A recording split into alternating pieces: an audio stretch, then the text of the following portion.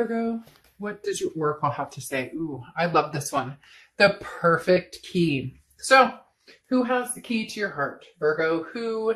Um, you know, who makes you feel at peace? Who makes you feel free? Who makes you feel amazing? And who puts their energy into you, getting to know you, and loving you. This is communication.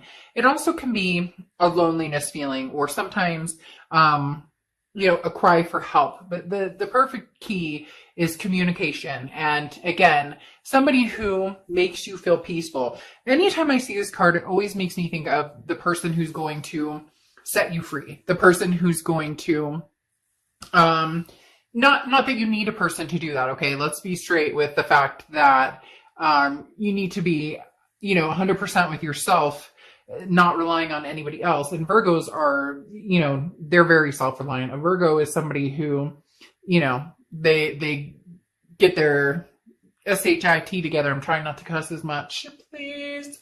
Virgos often have their stuff together and make very reliable partners. And you're very much in tune with the fact that you want somebody, that you don't need somebody. However, that can also create a sense of loneliness here, or a sense of captivity. And so it would be nice to find somebody who sets you free, or find somebody who you find peace with, somebody who, comes full circle. The amount of attentiveness you give to somebody, they bestow, equally upon you as well. The first card you have coming into the read is your current position, and you have the Queen of Pentacles. So an Earth sign card going straight for Virgo right away. The Queen of Pentacles is somebody who's very generous, but very wise. This is somebody who says, look, the attentiveness I was just talking about, this is somebody who says, Virgo, I will be attentive to you. I will be as attentive to you as you are to me. So this is somebody who wants to give you their time and attention, or you're ready to give your time and attention to somebody, but you've grown wise. So you understand that, look, Virgos are very good in relationships, very good partners, and sometimes overly willing to make something work, or to stick with it even when, somebody's been showing you a not so great side of themselves, or even when it's become unhealthy or toxic. You put your all in when you say you're in a relationship. But the Queen of Pentacles is somebody who's very generous, but also somebody who has learned to say, okay, I know where my breaking point is, and that's what I'm going to stick with right now. So for a lot of you, whether you're dealing with somebody new or whether you're dealing with somebody from the past, the Queen of Pentacles plays a big role in the fact that you're understanding your self-worth, and you're keeping that in mind when talking to new people, or even possibly somebody from the past. The next card you have is how you're feeling coming into the month, and you have the Six of Swords. Now, the Six of Swords is walking away, leaving a situation, abandonment, mayday, retreat, SOS, because the Six of Swords is leaving a situation behind and oftentimes not looking back. So for a lot of you, this may be that the Queen of Pentacles in you has grown wise, male or female. I don't apply sex to the cards, but the Queen of Pentacles in you has grown wise. And the Six of Swords is saying, maybe it's time to walk. Maybe, oftentimes in a relationship, we can still be extremely lonely. And for some of you, it's as if you feel alone anyway. So if you were in a relationship and you're separated right now, or it's not working, or, there was a breakup and an ending,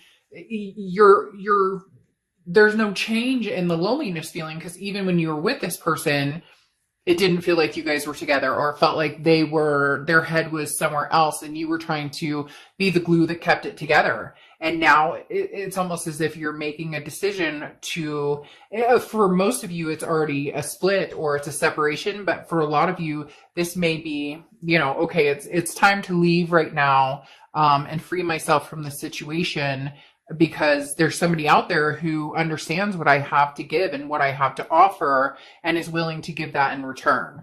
The next card you have is your distant past. So over the past 5-10 years, you have the Ace of Swords. So this is seeing things clearly. So the universe is saying, look, in your distant past, maybe you were fogged by love or emotion, or maybe you saw this for what it was for a long, long time. And again, as I said, Virgos tend to put their all into it, even when something's not working or they're not being treated, the way that they should be. But once you've sliced a Virgo, be very careful because they don't often think about coming back, or, forgiveness doesn't come easy once because you give so much of yourself. So the Ace of Swords is saying, look, Virgo, you clearly have seen some patterns, or this person has told you who they are, or they've shown you who they are. Because if you've seen my reads, I'm a very firm believer that people tell you exactly who they are without even saying a word. It's not saying a word. It's not clearly that this is not working. Then, you may be yielding a sword at some point soon. Even if you're in the middle of a breakup, whatever the case may be, it's as if it's lingering for you and this other person. Nobody's made a complete move to separate 100%. And it's like, this is where you're making the decision to cut and run or to try and stick this out. For a lot of you, the leaving, the Six of Swords aspect is what you're truly leaning towards. The next card you have is your immediate past, or the past 2 weeks, past month or so. And you have the World card, which is an abundance and a belonging, but this is also a completion. It's an ending. It's the end of the major arcana. So for me, this signifies that for a lot of you, you don't want to repeat this cycle right now, or you don't want a new start over again, especially with the Six of Swords, this cage type feeling. And then the World card, which is the end of a cycle and now opening for a new beginning. So a lot of you are feeling some sort of peace and freedom, from whatever this is. For some of you, it was just fighting constantly, or a negativity, just a dark cloud hanging over this relationship, and you can't take it. And frankly, they can't take it, but you're both trying to save face or make it, not necessarily make it work, but maybe you're communicating. Maybe you have, kids together, fur babies, or there's reasons you have to communicate. But in the end, you almost see this clearly that it is the end, or that it's possibly going to be the end, that there's not going to be a return. But we'll see what the rest of the cards have to say. The next card you have is your distant future. So over the next few months, and you have the Three of Wands. A relationship with somebody. This is seeing a partnership with somebody and seeing it move forward. This is a teamwork type aspect card, and saying, okay, this isn't just about my goals and where I'm going. This is about myself and somebody else. Now, yes, this could be kids and family and fur babies and all of that. But the Three of Wands does talk about a relationship at some point. So it's interesting because right here it was like, I was saying the end, and, you're leaving.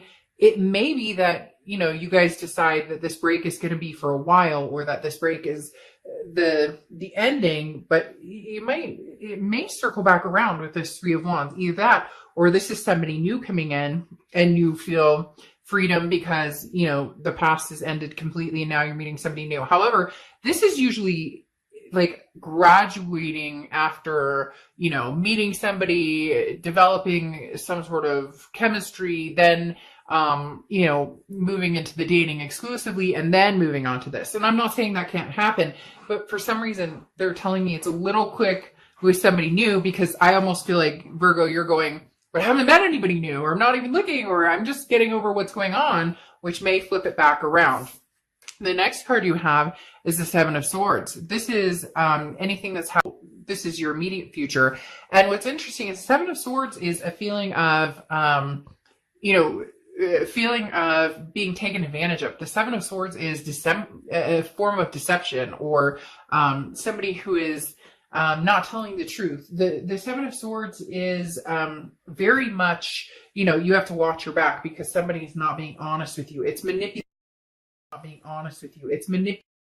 Why do you want my time and attention? Why do you want it? Because this is a feeling of trying to get away with something. This is a feeling of, again, a deception or betrayal, and you walking away from it. So there is something here that happened, Virgo, with a lot of you that was cheating, or even if it wasn't cheating, there was, addiction or something that was being hidden. There's something that you just can't quite get over. Now, I'm not saying you can't head to this path, but big changes need to happen on their end. Now, cross-watchers, this can be reversed. So don't get down in the comments, please, and start knocking Virgo, because this isn't your read, it's theirs, but it can be completely reversed. Now, like I said, there's something here, Virgo, that you're not ready to let go of. And you're like, I need to see big changes because this person's still behaving in that way. Even if it's like, you saw that they texted somebody, or they just have some sort of shady behaviors, or this, you can feel that you guys are growing apart. There's something here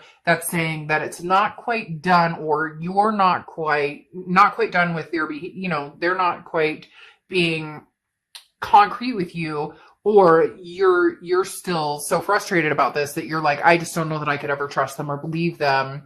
So, that's why I'm taking this time to find peace and really, excuse myself from this situation. The next card you have is anything tangible that you're going to have happen throughout the month. And you have the Nine of Wands. So this is capability, this is strength, this is stamina. So there's an interesting thing going on here, Virgo, because as I said, being in a relationship with a Virgo is like, Virgos will do anything they can to be the best, one foot in, one foot out the whole time. And so the Nine of Wands is saying that it's very interesting. It's almost as if you're done with the situation for now. You're leaving it as is. You're not trusting this person right now. You feel this betrayal, but the Nine of Wands is saying you're capable. You can handle this. You're strong. You'll get through anything. The Nine of Wands is capability, it's stamina. So this month may be about just building your life back up and getting back on track and taking time to get away from the arguments, or to get away from, the distrust, or something is broken here, Virgo. But what's interesting is I don't necessarily know that you're going to give up. I don't necessarily know that there's this inkling of we can still get through this, but there's something that needs to change, or something that needs to happen for this to come to fruition and become the Three of Wands. Because again, the Nine of Wands is saying, I can do this, I can handle this, but you're waiting to see some sort of change in somebody, or find out that they're not wasting your time or taking for granted. Because here you have the Four of Cups, and this is how you're feeling throughout the month. And this is, again, goes along with the Seven of Swords. You're not sure which way is up with this person and which way is down. You're not sure, can I trust them? Can I feel 100% secure in this relationship with this person? But I don't necessarily feel like you're over it. And, for those of you who are like, I can't stand this person, I hate this person, which is strong words, be careful with the hate. But for those of you who are saying, oh, no, never get back together with this person, never say never. Never say never. Presenting a new love coming in. There's nothing here that's saying some new love is sweeping you off your feet. There is a lot of going away and leaving a situation behind, but there's also eventually we could possibly come back together when I know what the hell is going on. Because for some reason, it's like you're left out in the dark, not because of them, but because you've kind of ixnayed it and you're waiting for them to really come around or show you that this is what they want. The next card you have are your hopes and fears, the outcome, and you have the Death card. Death card is not a scary card. In fact, the Death card is a beautiful card. It's Scorpio's card, so you could be dealing with a Scorpio or have Scorpio placements in your chart. But the Death card talks about a rebirth, a transformation, and big changes. Again, as I spoke about, you're waiting to hear from somebody, or you're waiting to hear that they've changed, or that it's like you need to see them, riding in on this horse saying, it's hard to explain, and maybe I'm saying that it's like a knight in shining armor or a princess in shining armor, and yet it's not the romantic kind. It's more of the, let's be real, like this person has promised you, yes, we're going to get married, or yes, we're going to have kids, or yes, we're going to do this, that, and the other, whatever. And then they're always one foot in, one foot out, or maybe they've always kind of had that the grass is until you come forward and you prove it. Like literally, that's what I feel like. I keep hearing, prove it to Virgo, prove it. What are you doing? What are you, what's going on here? Prove it to me. Show me. Don't tell me. Show me what you're going to do here. Show me how we're going to work this out. The next card you have is the outcome card.